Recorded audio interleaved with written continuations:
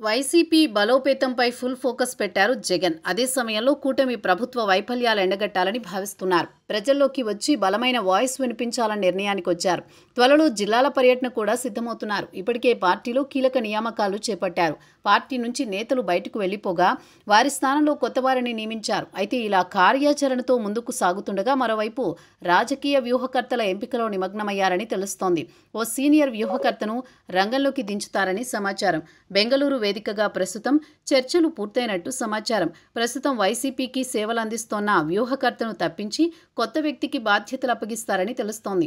త్వరలో పార్టీ శ్రేణులకు సైతం పరిచయం చేస్తారని సమాచారం. 2014 వైసీపీ తొలిసారిగా పోటీ చేసింది. అధికారానికి కూతవేటు దూరంలో నిలిచిపోయింది. 67 సీట్లతో సరిపెట్టుకుంది. అప్పటి నుంచి జగన్ తన వ్యూహం మార్చారు. రాజకీయ వ్యూహాల కోసం ఐపాక్తో ఒప్పందం చేసుకున్నారు. దానికి సారథిగా ప్రశాంత్ కిషోర్ ఉండేవారు. అయితే నాడు వైసీపీ గెలుపులో ప్రశాంత్ కిషోర్ పాత్ర చాలా కీలకం. జగన్ పాదయాత్ర, పార్టీలో చేరికలు, ఎన్నికల హామీలు, ప్రచార తీరు వెనుకొండి నడిపించారు ప్రశాంత్ కిషోర్. 151 సీట్లతో సూపర్ విక్టరీ సాధించింది వైసీపీ.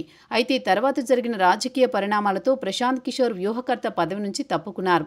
స్వరాష్ట్రం బీహార్లో పొలిటికల్ పార్టీ ఏర్పాటు చేశారు. 2019 ఎన్నికల తర్వాత పీకే సహచరుడు రిషిరాజ్ సింగ్ నేతృత్వంలో ఐపాక్ వైఎస్ఆర్ కాంగ్రెస్ పార్టీకి సేవలు అందించింది. 2024 ఎన్నికల్లో కూడా అదే బృందం సేవలు అందించింది. కానీ వైసీపీ దారుణ పరాజయం ఎదురైంది.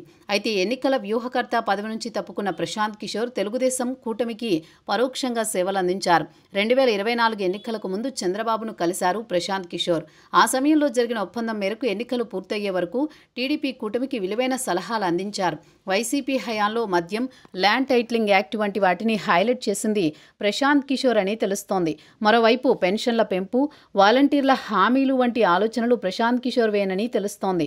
అయితే ఎన్నికల ఫలితాల అనంతరం మంత్రి లోకేష్ ఢిల్లీలో ప్రశాంత్ కిషోర్ను కలిసినట్లు వార్తలొచ్చాయి.